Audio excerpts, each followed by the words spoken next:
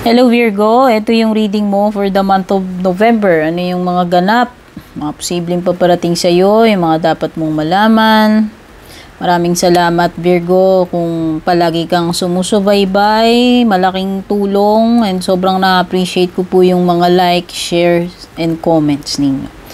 And kung gusto nyong mag-avail ng paid personal reading services ko, pakibasa na lang yung mga nakasulat sa description or panoorin nyo hanggang dulo, lahat ng detalye nandyan. So ito ay para sa Sun, Moon, Rising, Venus signs or cross watchers Virgo. Yan. Hindi ito 100% magre-resonate sa'yo Virgo ha. Keep that in mind. Kunin mo lang yung tumutugma. Pag hindi tumutugma sa'yo, hindi talaga para sa'yo yung reading. Huwag ipipilit ha. Maliwanag. Unang card mo, meron kang scales. And then meron kang wind chimes. Tapos ring. And dragon. Something about fantasy or delusion.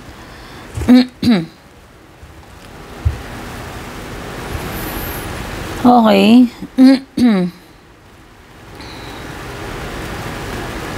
May mga bagay na kailangan mong ayusin sa sarili mo, balansehin Virgo. Pwedeng may napapabayaan ka rito, pwedeng may sumusobra, no? So, sabi dito, i-maintain mo yung balance. Yan. Either may nagkulang or sumusobra. Ganun naman yun eh. Kaya magtitip yung scales eh. Pero pag balance eh, di pantay lang siya.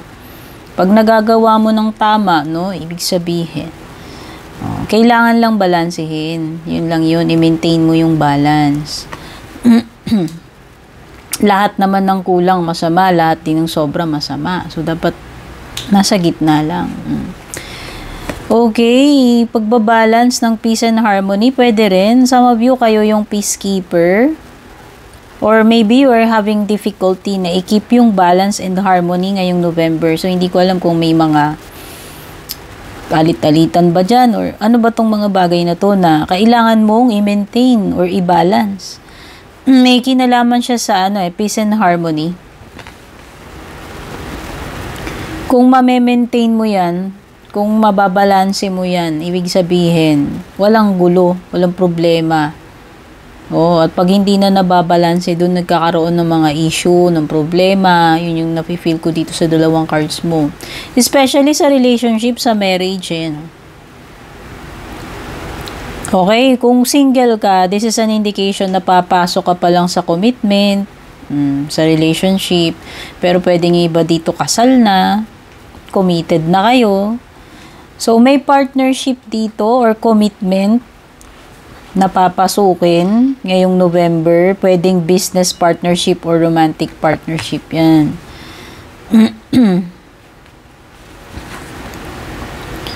At iwasan mo masyadong nag-iilusyon Virgo. Ayan maging realistic ka. Pwede kasing nafu-full ka ng sarili mong pag-iisip. Paano ba? Paano ko ba sasabihin? Self-delusion. Pwedeng may mga nai-imagine ka lang dito, hindi naman talaga siya totoo. So, i-avoid mo yung ganun, yung mga self-delusion, fantasies, yan, yung mga ganyan-ganyan kuning-kuning, mga ilusyon, ayan. So, buksan mo mabuti yung mata mo, maging realistic ka. Minsan, yung sarili natin, hindi rin natin alam na ano na tayo delusion lang pala natin, di ba? Normal lang, minsan nangyayari yun. Akala natin ganito tama yung mga akala natin. Pero minsan mali rin tayo. No? So, nabibiktima rin tayo ng sarili natin minsan. Yun yung ibig sabihin yan, Virgo. And dapat alam mo, yung reality sa hindi. Yun lang naman yung reminder sa iyo ng card. Cleansing waters. Pagdi-detox. Masyado na bang toxic itong November mo yan? Pwede.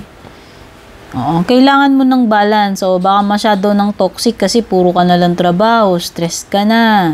Ewan ko kung may mga stressful or super toxic situations para sa iyo ngayong November and kailangan mo ng detox para mabalanse, no? So, feeling ko lang yan. Whether sobrang stress ka sa relationship mo, sa trabaho mo, or sa ibang bagay, kailangan mo mag-unwind, mag-take a break, mag-detox para yan sa iyong self-care, sa iyong health, sa iyong well-being, no? Mental health, syempre, importante yun eh. Hindi tayo pwedeng puro stress na lang continuous eh. Eventually, bumibigay, di ba? Kailangan din natin ng break paminsan-minsan or pag masyado ng toxic, kailangan matuto tayong mag-detox, which is ito yon. Pwedeng yan yung isa sa mga gagawin mo ngayong November. Oh, you need to release control. Masyado ka na nga yatang nai-stress dito. Bitiwan mo muna. Meron ditong something na i-detach mo muna yung sarili mo. Bitiwan mo muna yung mga expectations or kung ano man, ayan. Kung ano man itong journeying na to, it could be something na pagdadaanan mo. Huwag ka masyadong overthink, huwag ka masyadong mag-anticipate, pangunahan. Release mo muna lahat yung control. Hayaan mo lang mag-flow naturally yung mga bagay-bagay. Yun yung nafe-feel ko rito. Surrender mo lang sa flow. Mag-act ka according to the situation, hindi yung parang kinokontrol mo na agad ano yung magiging outcome. Okay? Yun more on ganun eh. Wag mo munang pangunahan, yun na nga yung sinasabi. Ayan go slow. No need to stress. Take your time lang, walang pressure. Wag magmamadali, wag ipilit. Huwag pangunahan, huwag mo i-force. Hayaan mo lang mag-flow ng natural kung ano yung mga dapat mag-flow dito sa sitwasyon na to, Virgo. No need na mag-aligaga, yan. Release mo muna yung control, huwag mo siyang kontrolin, hayaan mo lang mangyari. Yung natural na course, hayaan mo lang. Huwag mong doktorin, huwag mo munang huwag mong pangungunahan. Okay, pwedeng may mahirap na pagdadaanan ka, merong narrow pathway dito, Virgo. Pero sabi kasi dito, surrender to the journey. Gaano man kakipot yung pagdadaanan mo, importante, nakakadaan ka pa rin. Mag-go with the flow ka lang, hayaan mo lang. May mga times na kailangan mong magpahinga. Mag-slow down, magdahan-dahan, or tumigil kung kinakailangan. Necessary yun. Yun yung nakikita ko dito sa fogged-in mo. I-surrender mo lang yung journey mo dito sa divine. I-release mo lahat ng tension, stress, control, overthinking, pagpipredict ng outcome. Release mo lahat yun. Pero maging maging careful ka lang sa bawat steps na tatahakin mo dito. Okay? Yun lang siguro. Maging cautious ka, pero huwag mong pangunahan. Okay? Huwag mong pangunahan yung outcome. Hayaan mo lang. At kung kinakailangan mong magdahan-dahan, mag-stop over muna. Diba sa biyahe ganun? May naantok ka na. Stop over ka muna. Naantok ka na. Kailangan mo munang mag-snack, magkape. Ganun yung gawin mo. Huwag mong i-force, huwag kang magpaka-stress, huwag mong pangunahan muna, okay? Ayan. Sa tingin ko, meron ditong parang mahirap yung pagdadaanan mo, pero mapagdadaanan mo yan. And kung napapagod ka nga, kailangan mo mag-slow down, pahipahinga, stop over, yun yung sinasabi dito. Stop over ka lang muna. No? Huwag mong persahin din yan. Huwag mo ring persahin yung sarili mo. Kung napapagod ka na, na-stress ka na, kung kailangan mo mag-detox, mag-unwind, mag-take a break, yun yung gawin mo.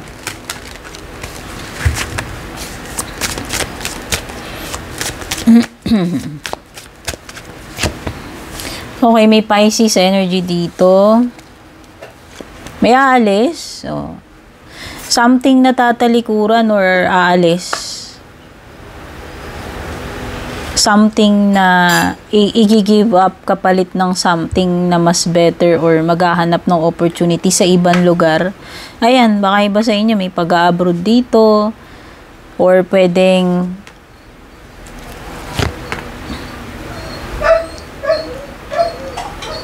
naghahanap kayo ng something na magbibigay sa inyo ng ng hinahanap ninyo. O wala dito yung hinahanap mo, hanapin mo sa iba. Or hindi ka happy dito, kaya siguro ikaw nang maghahanap kung ano yung magbibigay sa iyo ng fulfillment or happiness. Pwedeng ganun. May disappointment, pwedeng disappointed ka dito, kaya siguro aalisan mo na, iiwanan mo na to, tatalikuran mo. Pwedeng relationship yan, pwede rin namang hindi. Pwedeng involve si Pisces, si Cancer, si Gemini, at saka si Scorpio. Yan, may mga signs dito. Pisces, Cancer, Gemini, at saka Scorpio.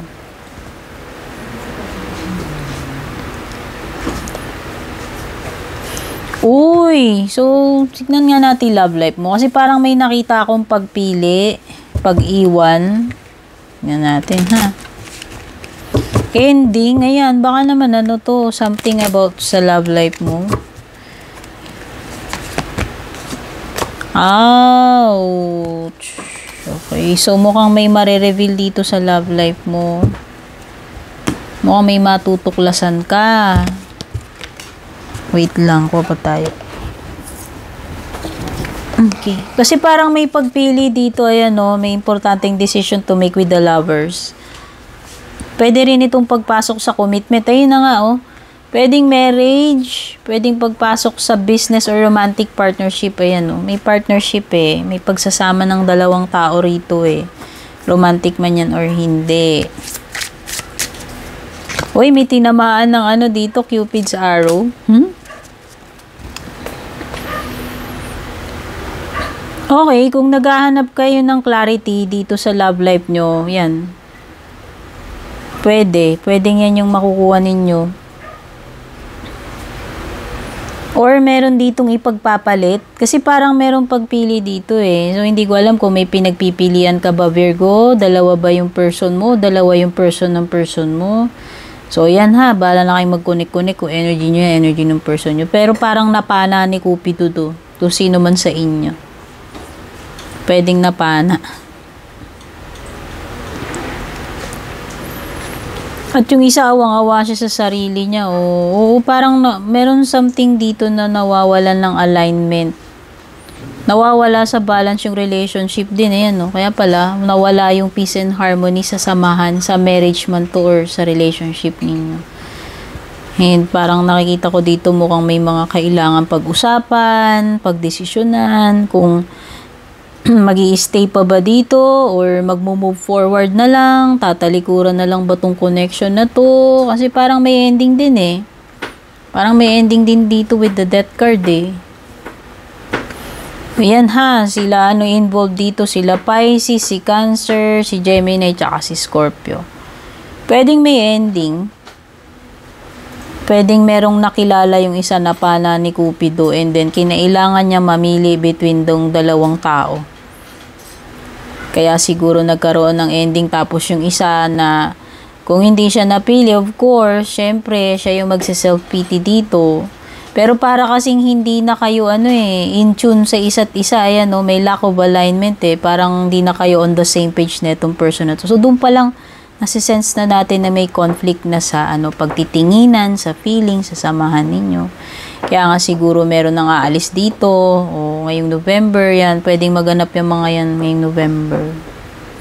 Pero yung isa kasi, pwedeng hindi pa siya ready to end this relationship.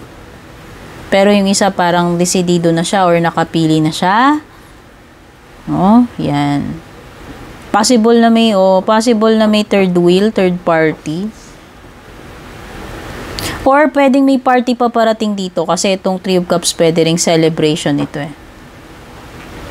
Okay, baka may celebration around the corner ngayong November, may okasyon ba o something na i-gathering, socializing, event or celebration, parties, yan yung mga ganyan.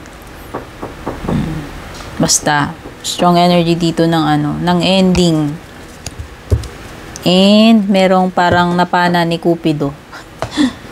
So, tingnan na natin yung mga iba pang payo sa'yo, Virgo. Kung ikaw yan, huwag ka mag-self-pity, Virgo. Ano ka ba? Lalo lang, magiging miserable yung sitwasyon mo. Everything happens for a reason. Kung hindi man ikaw ang pinili, or kung hindi mo man siya napili, talagang hindi kayo para sa isa't isa. Pwedeng ganun lang yan. And kung talagang hindi na happy, bakit pa mag-i-stay? O dapat mag-move forward na lang. Yun yung sinasabi ni Eight of Cups. Whether sa career mo yan, sa romantic connection mo yan, hindi ka na happy rito eh. Hindi ka na nag-grow, hindi ka na fulfilled, hindi ka na inspired. So, what's the reason para mag-stay? Kaya ngayon, may major decision na kailangan gawin with the Lover's card. Whether sa romantic yan or hindi. Pero nakikita ko talaga dito is possible na may ending. Pero yung isa, hindi pa siya willing na tanggapin yung ending na yan. Hindi pa siya ready. Pero yung isa gusto na. Okay? Ayan. Tingnan natin mga payo sa'yo. Ayan, may mga tutulong naman pala sa'yo dito, Virgo. Ano ba to? May nahihirapan ka ba sa sitwasyon mo?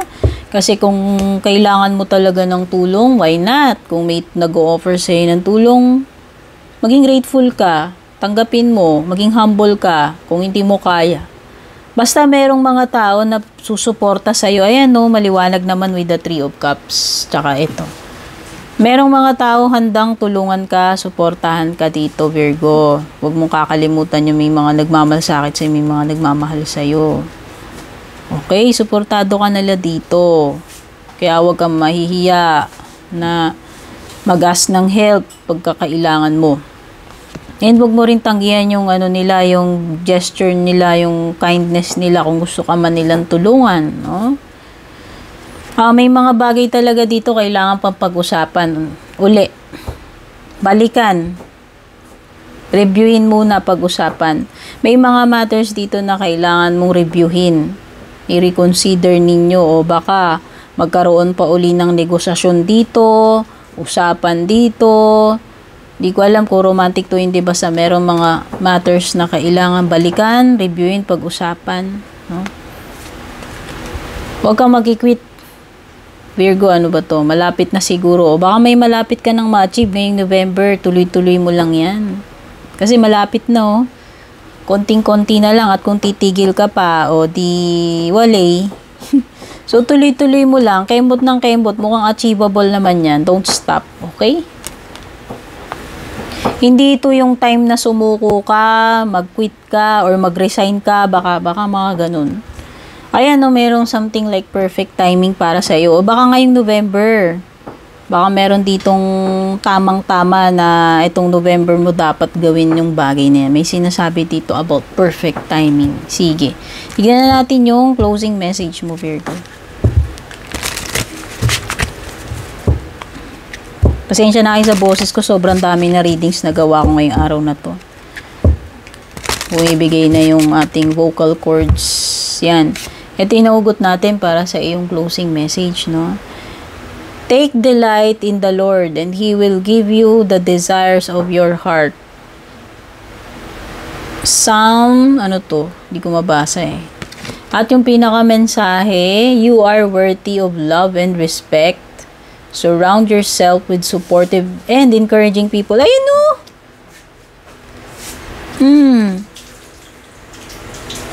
Kung meron ka man tao dyan na hindi ka niya na-appreciate or pinagpapakamatayan mo na ma-appreciate ka niya, tapos hindi ka niya na-appreciate, well, may mga tao dito sa paligid mo na love ka nila, nagmamalasakit sila sa'yo, gusto ka nilang tulungan, suportahan, at doon ka mag-focus, wag doon sa mga taong ayaw sa'yo, hindi nakaka-appreciate sa'yo.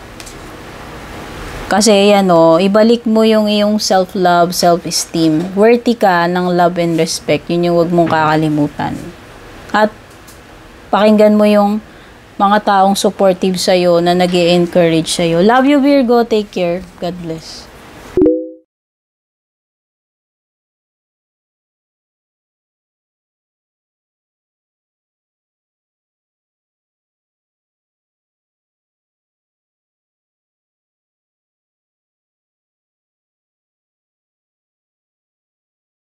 And kung balak nyo pong mag-book or mag-inquire ng personal readings ko, basahin nyo lamang po itong nakasulat sa screen or yung nakalagay sa description.